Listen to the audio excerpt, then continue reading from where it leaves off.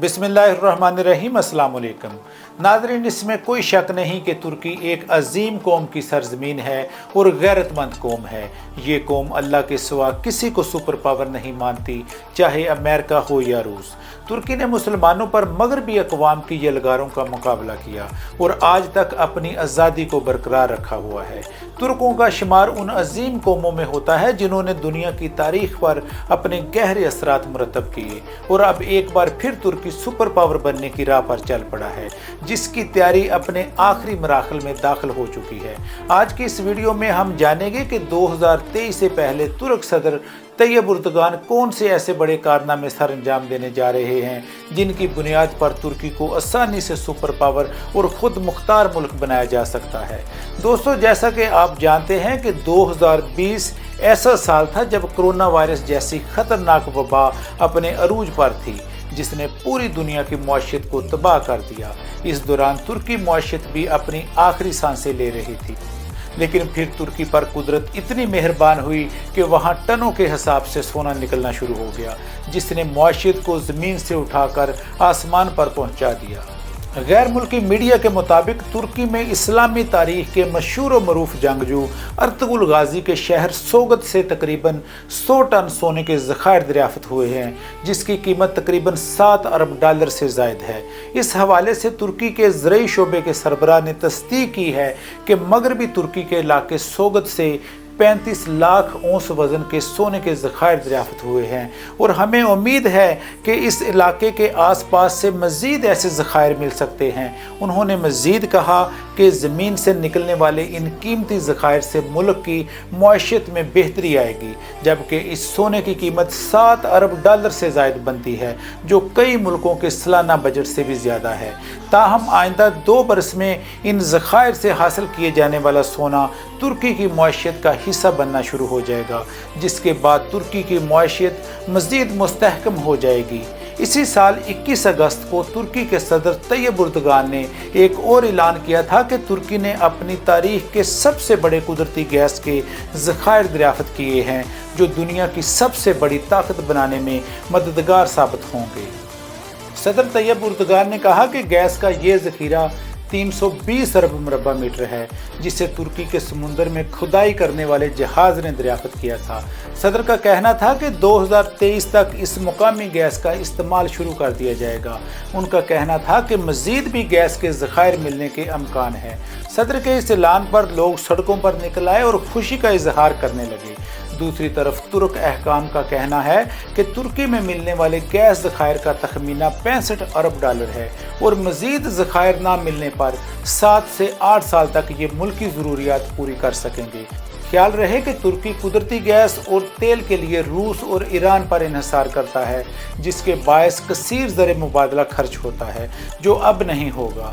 नाज़रीन, इसके अलावा हालिया बरसों में तुर्की 2023 के मनसूबों में नकलो हमल, तवानाई और दफाई शोबों जैसे मनसूबों के ढांचे में तेज़ी आ रही है, क्योंकि तैयब उर्दगान के मुताबिक वो जल्द अज जल्द मुल्क को बड़ी ताकत बनाना चाहते हैं। इसके अलावा तैयब उर्दगान का ये भी कहना था कि हम सब मुल्कों को साथ लेकर चलेंगे और ये तमाम ताल्लुकात बराबरी की बुनियाद पर होंगे।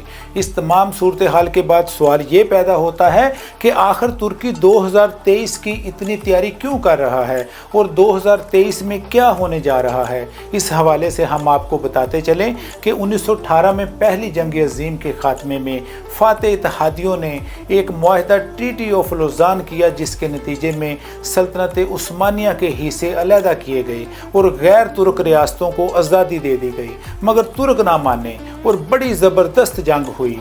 इसमें तुर्कों ने फतह हासिल की, मगर फिर अंदर के गद्दारों की कोशिश से न जाने क्या हुआ कि एक नया मुआहदा ट्रीटी ऑफ लौज़ान 2 वकूअ में आया और यही वो मुआहदा है जो आजकल तुर्की के खिलाफ साजिशों का सबब है।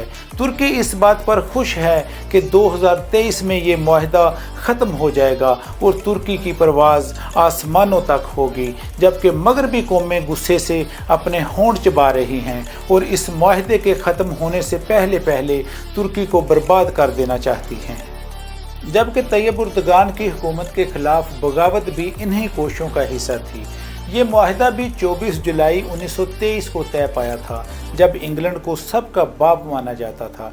इस मुआहिदे से कई तुर्क इलाके भी तुर्की से जुदा कर दिए गए। तुर्की के कई हकूक ख़त्म कर दिए गए। इसे मर्द बीमार कहा गया। खिलाफत ख़त्म कर दी गई। खलीफा को जिला वतन किया गया। तमाम ख़ानदानों को या तो मार दिया गया या ख़त्म कर दिया गया। खलीफा के तमाम इख्तियारात भी ख़त्म कर लिए गए और असासे भी ज़ब्त कर लिए गए। तेल निकालने की ताकत सलब कर ली गई और तुर्की के समुंदर से गुजरने वाले बहरी जहाज़ों से तुर्की टैक्स वसूल नहीं कर सकता था। लेकिन ये जो जुल्म की दास्तान है वो इंशाअल्लाह 2023 को ख़त्म हो जाएगी। उसके बाद तुर्की अपने तमाम इलाके जो छीन लिए गए थे वो मांगेगा और फिर अपने मुल्क से अपनी मर्ज़ी से तेल निकाल सकेगा। और सबसे बड़ी बात यह है कि इस्लाम के नफाज और खिलाफत की वापसी की बात कर सकता है। यही वजह है कि यहूदियों के सीनों में आग लगी हुई है, लिहाजा वो 2023 से पहले तुर्की का खात्मा करना चाहते हैं। ये मुआहिदा इस कदर अहम है कि इसके ख़त्म होते ही असूलन तमाम मुस्लिम ममालिक मुत्तहिद होने का हक़ रखते हैं और खिलाफत भी असर नो कायम हो सकती है। अब दीगर मुस्लिम ममालिक का फ़र्ज़ है कि वो नबी अकरम सल्लल्लाहु अलैहि वसल्लम की सुन्नत यानी खिलाफत कायम करने के लिए किस तरह तुर्की के हाथों में हाथ डालकर आगे बढ़ते हैं। पिछले 100 साल से तुर्क खाना काबा में अल्लाह ताला से रो रो कर ये दुआ करते हैं कि ए अल्लाह हमसे नाराज़गी ख़त्म कर दीजिए, जो मेज़बानी का शर्फ हमें दिया गया था वो वापस दीजिए। ये ज़िम्मेदारी इस वक्त आले सऊद के पास है। तुर्क ये कहते हैं कि ये ज़िम्मेदारी हमसे छीन ली गई थी। हमें इसका शदीद अफसोस और दुख है और इंशाअल्लाह ये ज़िम्मेदारी बहुत जल्द तुर्की को वापस मिलने वाली है। नाज़रीन, अगर आपको मेरी वीडियो अच्छी लगे तो मेरे चैनल को सब्सक्राइब करें, लाइक करें और कमेंट करें। नेक्स्ट वीडियो तक अल्लाह हाफिज़।